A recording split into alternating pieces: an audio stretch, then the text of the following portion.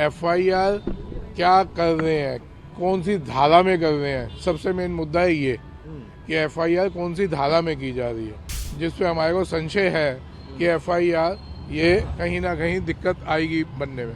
यही तो प्रॉब्लम आ रही है कि अभी तक एफआईआर वो कह रहे हैं पोस्टमार्टम होगा तो एफआईआर करेंगे।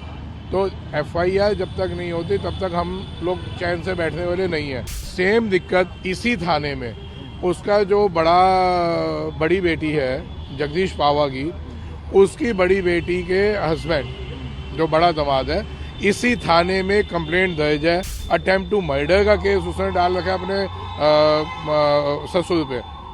तो आप ये देखें कि ये फैमिली किस हिसाब की है। This is a proof.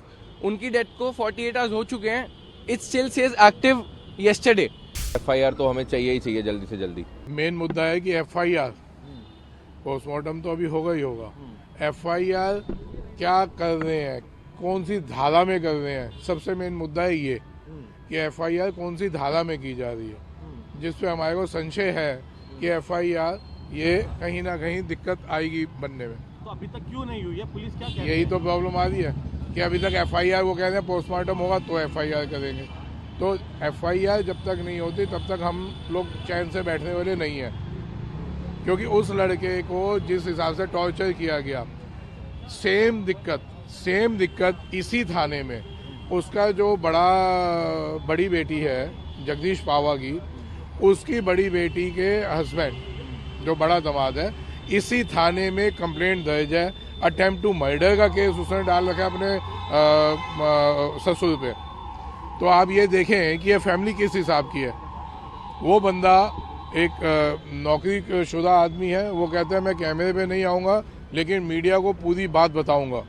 वो बंदा पूरा सपोर्ट करने को तैयार है। तो क्या लग रहा है आपको, पुलिस आपके वाले मामले में ठीक से कार्रवाई नहीं कर रही है, चीज़ों को डिले कर रही है? सर देखिए, अभी तक पोस्टमार्टम नहीं हुआ, अभी तक एफआईआर दर्ज नहीं हुई, तो अब आप बताएं ना, हम लोग तो वैसे टेंशन में है। अब एफआईआर दर्ज हो जल्दी से जल्दी और इन लोगों पे कार्रवाई हो, हम तो यही चाह रहे हैं। हमारा देखो जीव तो चला गया, हमारा भाई चला गया, लेकिन हम इस बात को यहाँ ख़त्म करने वाले नहीं हैं।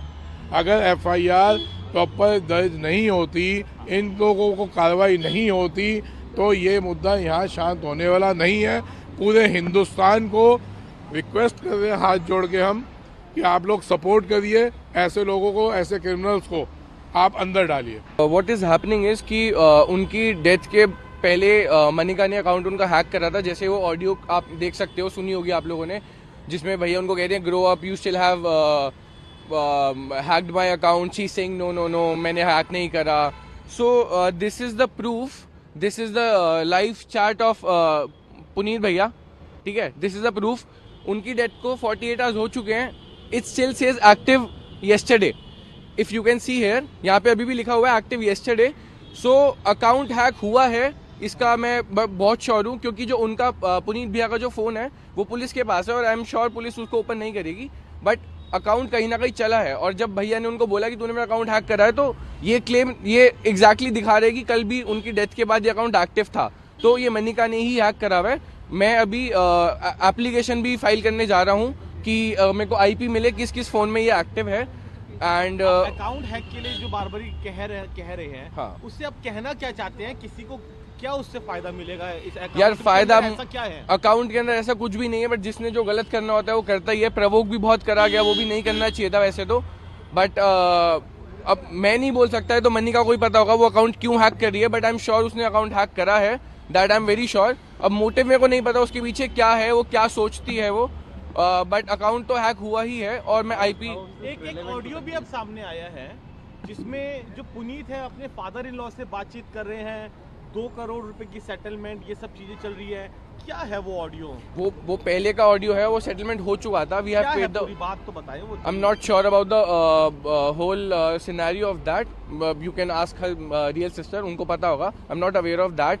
ऑल्सो कुछ और भी वीडियो सामने आया है which I am gonna release soon of Manika harassing my brother, तो वो भी मैं बहुत जल्दी रिलीज करूंगा। और भी बहुत सारी वीडियोस हमारे पास आ चुकी हैं। सो अच्छा, एक ये वीडियो है जिसमें 2 करोड़ रुपए का ट्रांजैक्शन का जिक्र हो रहा है घर को लेकर। आई हैव ऑलरेडी सेड कि मेरे को उस बारे में नहीं पता। You can ask her real sister, क्योंकि वो उनका एक फैमिली मैटर था। I am just a cousin. जितनी बातें मेरे को पता है मैं उतना बोल सकता हूँ। मैं जो उनका प्राइवेट मैटर है वो तो उनकी फैमिली, रियल फैमिली को ही पता होगा। एफआईआर हो गई है, पुलिस क्या पोस्टमार्टम हो गया है? पोस्टमार्टम क्या के लिए बातचीत हो रही है? पोस्टमार्टम के लिए अभी सब लोग गए हुए हैं। पोस्टमार्टम चालू होने वाला होगा। जैसे ही पोस्टमार्टम होता है, पुलिस ने हमको प्रॉमिस करा है कि उसके बाद वो एफआईआर दर्ज करेंगे, क्योंकि उसमें कॉज ऑफ डेथ वगैरह हर चीज़ लिखी जाएगी। सो होपफुली आज पोस्टमार्टम और एफआईआर हो जाना चाहिए। संतुष्ट तो बिल्कुल भी नहीं है। हम 48 घंटे से ऊपर हो चुके हैं, अब तक हमारी एफआईआर नहीं लिखी गई है। अभी फिलहाल पोस्टमार्टम के लिए गए हुए हैं। पोस्टमार्टम अभी देखते हैं कि हो रहा है नहीं हो रहा, क्या प्रोसीजर है, अभी वहीं गए हुए हैं। और एफआईआर तो हमें चाहिए ही चाहिए जल्दी से जल्दी। ये एक समस्या तो है ही हमारे साथ कि एफआईआर नहीं हो रही, अब तक ना कोई एक्शन लिया जा रहा है उस पर। तो आपको क्या लग रहा है, पुलिस किसी को बचाने की कोशिश कर रही है? क्या दोषियों को हो सकता help है दोषियों को हेल्प करने के लिए ही डिले कर रहे हैं। अब ये चीज़ तो उन्हीं को ज़्यादा बेटर पता है। तो आपकी बात हुई पुलिस से, क्या कह रही है वो- क्यों इतना डिले? वो तो यही कह रहे हैं कि पोस्टमार्टम के बाद ही हम कर सकते हैं कि ये एक लीगल प्रोसीजर है। बाकी पोस्टमार्टम क्यों डिले किया, ये वो कह रहे हैं कि वीडियोग्राफी के साथ पोस्टमार्टम करना है तो आज होगा, कल नहीं हो पाया।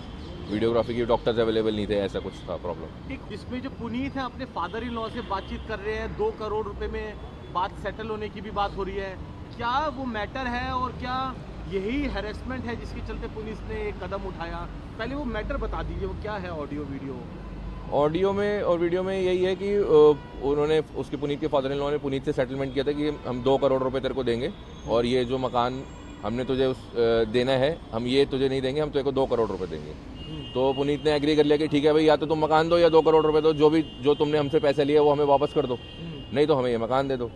तो वो उन्होंने सेटलमेंट कर ली थी, लेकिन वो बार बार, मैं पहले भी बता चुका हूँ कि हर बार ये सेटलमेंट करके वो पीछे हट जाते हैं उससे, बार बार अपनी बात पे टिकते नहीं है। और इसी वजह से पुनीत बहुत प्रेशर में था, उसको बहुत ज़्यादा परेशानी, मानसिक तनाव हो रहा था उसको। और लास्ट में भी यही हुआ है, उन्होंने कोर्ट में एग्रीमेंट बना लिया, एमओयू बना लिया उसका डिवोर्स का। उसमें भी उन्होंने जो बातें सब लिखी थी कि ये मकान हम पुनीत के नाम कर देंगे, फिर भी वो उससे पीछे हट रहे थे। लास्ट में जो पुनीत और मनिका की बात हुई है रात को, उसमें भी वो कह रही है कि मैं बैक ऑफ कर रही हूँ, मैं कुछ नहीं दूंगी, मैं ये तुम्हें सड़क पे ले आऊँगी, ये सब समस्या की वजह से ही उसने ये कदम उठाया।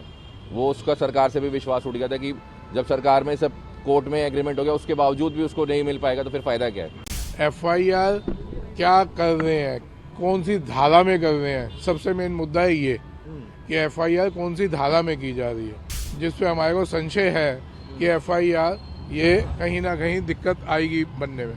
यही तो प्रॉब्लम आ रही है कि अभी तक एफआईआर, वो कह रहे हैं पोस्टमार्टम होगा तो एफआईआर करेंगे। तो एफआईआर जब तक नहीं होती तब तक हम लोग चैन से बैठने वाले नहीं हैं। सेम दिक्कत इसी थाने में उसका जो बड़ी बेटी है जगदीश पावा की, उसकी बड़ी बेटी के हस्बैंड जो बड़ा दामाद है, इसी थाने में कंप्लेंट दर्ज है।